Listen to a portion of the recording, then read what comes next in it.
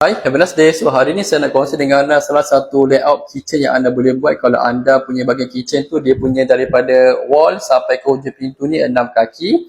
Kemudian daripada hujung tingkap sampai ke bahagian sinilah, ini adalah offset sebelah dia. Offset dia turun dalam di 2 inci yang macam tu. Okay. So kalau offset macam ni biasanya kalau daripada sana ke sini dalam 8 kaki lah. Okay, jadi kalau pattern macam ni anda boleh buat singkat dekat bahagian situ. Dan dekat bahagian sini adanya tempat untuk sauce drawer lah. Okey, so ni bahagian sauce drawer.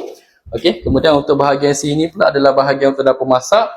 Bahagian dapur masak ni pula anda boleh letak anda punya gas tray. Okey, kat sini. Right.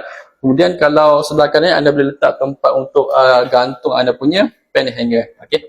Ini adalah salah satu tips yang anda boleh gunalah untuk susun atur pintu dekat kabinet anda kalau kabinet anda tu L shape yang macam ni ataupun anda punya pattern kitchen L shape macam ni.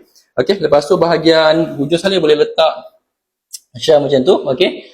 Kemudian untuk bahagian sebelah dapur masak dia boleh letak 2 2-in-1 layer drawer pattern macam ni.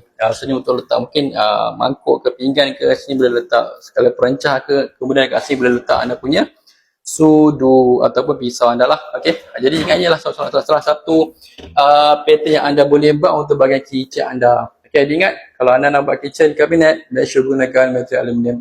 Okey, have a good day. Bye.